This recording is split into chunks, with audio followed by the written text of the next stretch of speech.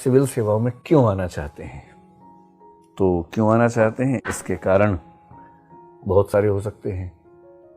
एक हो सकते हैं वास्तविक कारण, एक हो सकते हैं वो कारण जो आपको लगता हो कि बताने चाहिए, और कुछ ऐसे हो सकते हैं जो वास्तविक भी हैं और बताने चाहिए वो भी हैं। तो मैंने देखा कि अधिकांश उम्मीदवार जो कारण बताने चाहिए सोच कर आते हैं, वो सबसे पहले बोलते हैं समाज सेवा।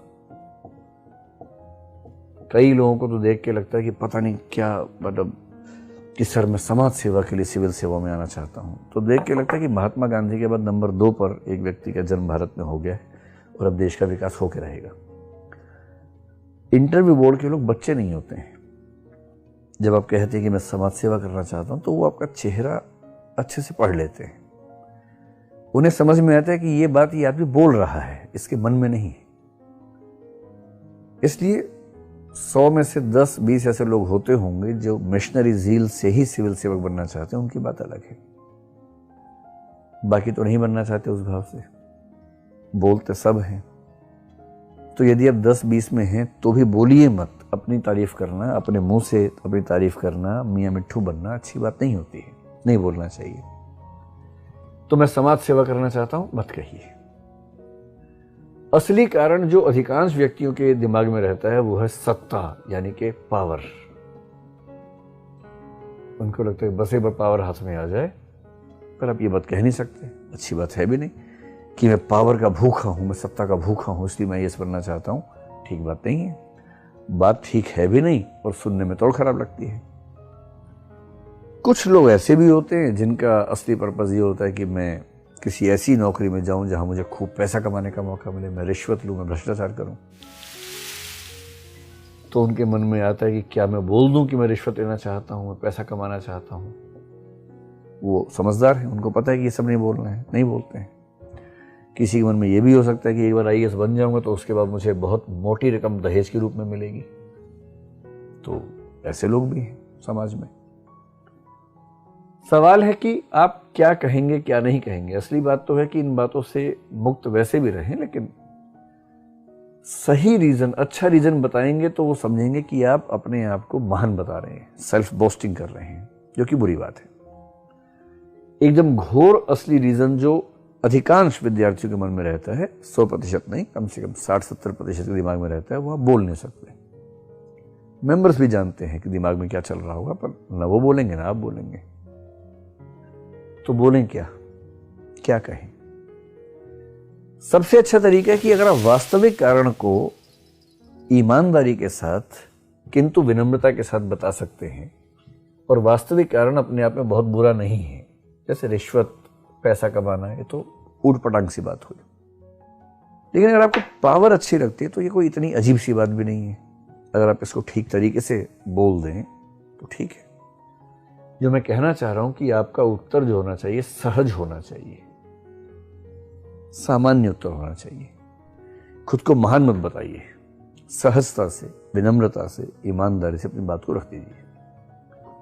2 बातें कह सकते हैं। पहला ये कि सर मैं सिविल सेवा में इसलिए आना चाहता हूं क्योंकि सिविल सेवाएं कुल मिलाकर एक ऐसा कॉम्बिनेशन हमें उपलब्ध कराती है जो किसी भी अन्य सेवा में नहीं है। तो सबसे पहली बात है कि वो कॉम्बिनेशन क्या है, वो कॉम्बो क्या है। इस कॉम्बिनेशन में सबसे पहली बात जो बतानी है वो है डाइवर्सिटी, वैविध्य। आप किसी भी नौकरी में जाते हैं तो आमतौर पर आपको जिंदगी भर एक ही काम करना होता है, और एक ही काम करते करते कोई भी व्यक्ति उकता जाता है, एलियनेशन हो जाता है, मोनोटनी हो जाती है, एक रसता, एक सारता, बोरियत, वो सब होने लगता है। फिर काम करने का मजा नहीं करता है, मन करता है कि नौकरी छोड़ दें। पर यदि आप IAS हैं, स्पेशली IAS, तो आप कभी कलेक्टर हैं, उससे पहले SDM, ADM हैं, उसके बाद फिर आप शिक्षा विभाग में चले गए, बाद में मन नहीं लगा तो आपने स्वास्थ्य विभाग में डायरेक्टर का पद ज्वाइन कर लिया, जॉइंट सेक्रेटरी बने तो केंद्र में आ गए, डिफेंस मिनिस्ट्री में आ गए, फिर आगे चल के सेक्रेटरी होम अफेयर्स बन गए, होम अफेयर्स से सेक्रेटरी सोशल जस्टिस बन गए। दुनिया भर के काम करने का ऑप्शन आपके पास है, और आपके पास बोर होने की फुर्सत ही नहीं है। आपको इतना मजा आता है उसमें। वो कह सकते हैं कि भैया तो सिर्फ IAS में होता है, अगर आप IPS बन गए, IRS बन गए तो क्या करेंगे? इसका जवाब ये है कि आईपीएस, आईआरएस, आईआरटीएस इन सब नौकरियों में भी डेपुटेशंस के स्कोप रहते हैं कि हाँ, ज़्यादा समय मैं एक ही काम करूँगा या करूँगी, लेकिन इस बात की संभावना हमेशा होती है कि मैं डेपुटेशन लेकर किसी दूसरी फील्ड में काम करने के लिए चला जाऊं, और आजकल तो डेपुटेशन का स्कोप और भी ज़्यादा हो गया है।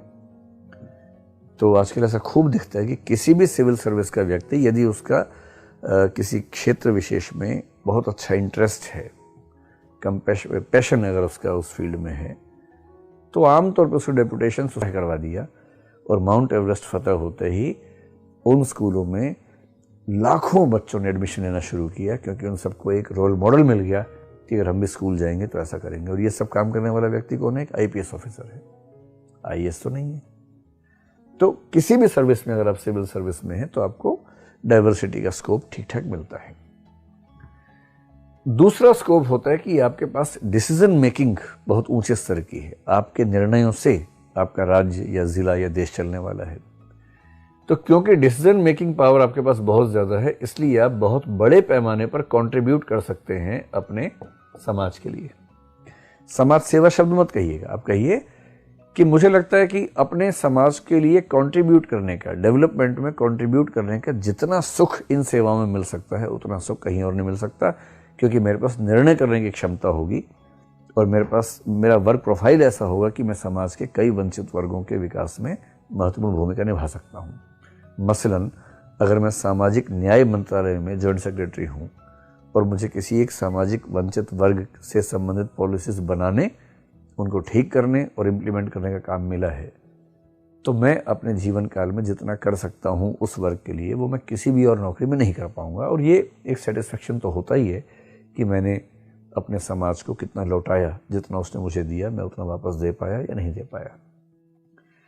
तीसरा आप कहिए कि सर मैं एक अच्छी नौकरी में ये भी ज़रूरी होता है कि फाइनेंशियल स्टेबिलिटी हो या फाइनेंशियल सस्टेनेबिलिटी हो, या आप कहिए कि वित्तीय पक्ष भी इतना मजबूत हो कि मुझे अपनी आजीविका के लिए चिंता ना करनी पड़े। तो मैं महसूस करता हूँ कि सिविल सेवाओं में ऐसी आजीविका भी है, क्योंकि भारत सरकार की क्लास 1 की जॉब है, इसमें जो वेतन मिलता है हो सकता है प्राइवेट सेक्टर की तुलना में वेतन कम रहता हो, लेकिन अगर हम पूरा पैकेज जोड़ लें जिसमें वेतन भी है, बहुत सारी सुविधाएं भी हैं, हेल्थ फैसिलिटीज़ हैं, एजुकेशन फैसिलिटीज़ हैं, बहुत सारा सम्मान मिलता है इसमें, और जो हमें घर रहने को मिलता है जो कि बहुत कायदे का एकोमोडेशन होती है, उन सब चीज़ों को मिला लें तो मेरा ख्याल है कि किसी भी प्राइवेट नौकरी की तुलना में एक अच्छी आजीविका में भी होते हैं। और चौथी बात आप कहिए कि सर सामाजिक सम्मान हर व्यक्ति चाहता है, और सिविल सेवकों का जो सामाजिक सम्मान है मैंने अपनी आँख से देखा है, वो सामाजिक सम्मान अपने आप में एक मोटिवेशन है, इंस्पिरेशन है। मैं चाहता हूँ कि मेरा सम्मान समाज में हो, और सिविल सेवाओं में आकर मैं बहुत आसानी से उस सम्मान को हासिल कर सकता हूँ। तो बिना इस बात की चिंता के कि लोग आपको स्वार्थी समझेंगे, आप इन चारों चीज़ों का कॉम्बिनेशन बताइए कि ये चीज़ें मिलकर मुझे मोटिवेट करती हैं कि मैं सिविल सेवाओं की तरफ बढ़ूँ। दूसरा, आप एक भावनात्मक प्रसंग भी इसके साथ जोड़ सकते हैं। कोई बचपन की कहानी सोच लीजिए, होगी ही, नहीं है तो सोच लीजिए, सोचेंगे तो शायद याद आए कि सच में ऐसी कहानी थी। जैसे क्या होता है, कोई व्यक्ति सिविल सर्वेंट क्यों बनना चाहता है? आमतौर पर कोई ना कोई बचपन की घटना होती है। जैसे जब मैं 5वीं क्लास में था, मेरे स्कूल में एक एनुअल फंक्शन हुआ। एनुअल फंक्शन में हमारे डीएम साहब या हमारे एसपी साहब चीफ गेस्ट बनकर आए, और उनका जितना सम्मान था पूरे उस स्कूल में मैंने देखा। मैं टीचर्स को देखा, प्रिंसिपल सर को देखा, बच्चों को देखा, पेरेंट्स को देखा, सबकी नजरें एक ही व्यक्ति पे केंद्रित थी। और मैंने घर आके पेरेंट्स से पूछा कि मैंने कहा ऐसा क्या होता है भाई, इस आदमी में इतना सम्मान इसका कर रहे हैं सब लोग। तब उन्होंने बताया कि डीएम का मतलब ये होता है, पूरा जिला संभालता वो व्यक्ति, बहुत योग्य होता है, देश का सबसे मुश्किल एग्जाम पास करके आता है, उसके पास इतनी पावर्स होती हैं। और तब मुझे पता लगा कि हमारे उस समय के वो डीएम या एसपी इतने कर्मठ थे कि जिले का हर व्यक्ति उनका दीवाना था। तो मैंने अपने पेरेंट्स से कहा कि मुझे भी ऐसा ही बनना है, और तब उन्होंने कहा कि अगर ऐसा बनना है तो सिविल सेवाओं की परीक्षा को पास करना होगा, और ये आसान नहीं है, बहुत दम लगाना पड़ता है। बस तभी से मेरे बाल मन में ये बात बैठ गई कि बड़े होकर सिविल सेवक ही बनना है। और मैं तब से किसी न किसी रूप में उसी मोटिवेशन के साथ चल रहा हूँ।